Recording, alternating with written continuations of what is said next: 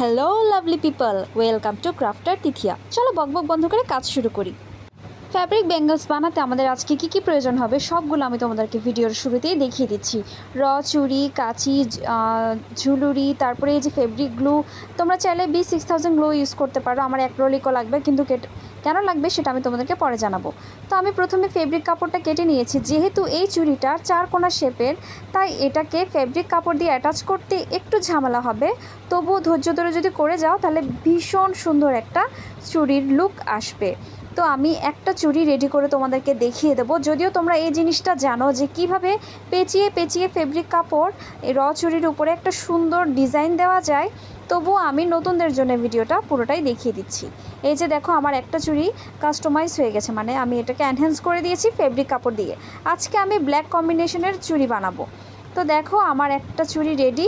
এবার বাকি 4টাকেও আমি এই সেম প্রসেসে ফেব্রিক কাপড় দিয়ে অ্যাটাচ করে দেব। টিং, দেখেছো? তৈরি হয়ে গেছে। তো এবার আমি এই 4টাকে 4 রকম ডিজাইন দেব। প্রথমে আমি ঝুলুরির কাজটা করব। আজকে ঝুলুরি আমি দুইভাবে চুড়িগুলোর মধ্যে অ্যাটাচ করে নেব। প্রথমে আমি সুই সুতা দিয়ে তোমাদেরকে দেখিয়ে দিচ্ছি কিভাবে অ্যাটাচ করব। দ্বিতীয়টা অন্য প্রসেসে, মানে অন্য সিস্টেমে আমি তোমাদেরকে দেখাবো যে তোমরা চাইলে সুই সুতা ছাড়াও কিন্তু ঝুলুরিগুলো চুড়িতে অ্যাটাচ করতে পারো। প্রথমে সুই সুতার প্রসেসটা দেখিয়ে দিচ্ছি। তোমরা তোমাদের পছন্দ মতো ঝুলুরি 3টা 4টা যতগুলো তোমাদের ভালো লাগে নিতে পারো। আমি 4টা করে নিয়েছি। আমি সুই সুতার মাধ্যমে এই চুড়িটাকে এনহ্যান্স করে দিচ্ছি। দেখো, এবার চারপাশে কিন্তু সেমভাবে তোমরা ঝুলুরিগুলো অ্যাটাচ করে দেবে। হ্যাঁ, তারপরে এবার আমি দেখাবো এই ঝুলুরিটা সেম অন্যভাবেও কিন্তু চুড়িতে অ্যাটাচ করা যায়। তার জন্য প্রয়োজন হবে জাম্পিং। হ্যাঁ, ঠিক ধরেছ, জাম্পিং দিয়ে এবার আমি এই ঝুলুরিগুলো অ্যাটাচ করে দেবো চুড়ির মধ্যে। শব্দ না হলেও চুড়িগুলো দেখতে দারুণ লাগবে। নতুনদের জন্য আমি তবুও দেখিয়ে দিচ্ছি। এই যে জাম্পিংয়ের মধ্যে ঝুলুরিগুলো নিয়ে এই যে এবার আমি চুড়ির মধ্যে অ্যাটাচ করে দেব ফেব্রিক কাপড়ের উপরে হালকা করে একটু। এই যে খুব সুন্দর সহজে কিন্তু ইন হয়ে গেছে। আমি একটা দেখিয়ে দিচ্ছি। অফ ক্যামেরা আমি পুরোটা চুড়ি রেডি করে ফেলবো, নয়তো ভিডিওটা অনেক লং হয়ে যাবে। তো দেখেছো, এবার চারপাশে সেম ডিজাইনে সেম প্রসেসে কাজটা করে ফেলবে। দেখো তো কত দারুণ লাগছে। তো আমাদের কাজ কিন্তু 80% শেষ। এবার আমরা ফাইনাল টাচ দেব। এটাকে কি করা যায়? হ্যাঁ, এবার এসেছে অ্যাক্রিলিকের কাজ। এবার আমি এখানে একটা নকশি ডিজাইন দেব। একদম সহজ, যে কেউ এই ডিজাইনটা করতে পারবে।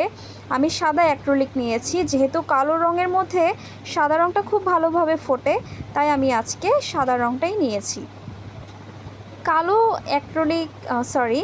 কালো চুড়িগুলোর মধ্যে কিন্তু এই সাদা রঙটা বেশ ভারী সুন্দর ফুটেছে।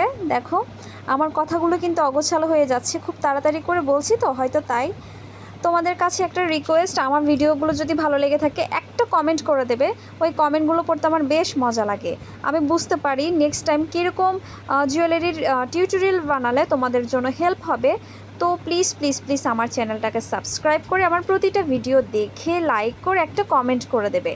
তোমরা কি জানতে চাও সেটাও বলতে পারো, বা কীরকম টিউটোরিয়াল ভিডিও আনলে তোমাদের জন্য হেল্প হয় সেটাও আমাকে বলতে পারো। তো দেখো, আমার চুড়িগুলো প্রায় রেডি হয়ে গেছে। কত সুন্দর লাগছে, যে কোনো ব্ল্যাক রঙের শাড়ি কামিজের সঙ্গে কিন্তু অনায়াসে পরতে পারবে। তো দেখো, আমার চুড়িগুলো রেডি হয়ে গেছে। আমার ভিডিও ভালো লেগে থাকলে একটা কমেন্ট করে দেবে, একটা লাইক করে দেবে, আমার পাশে থাকবে। Thanks for watching, love you.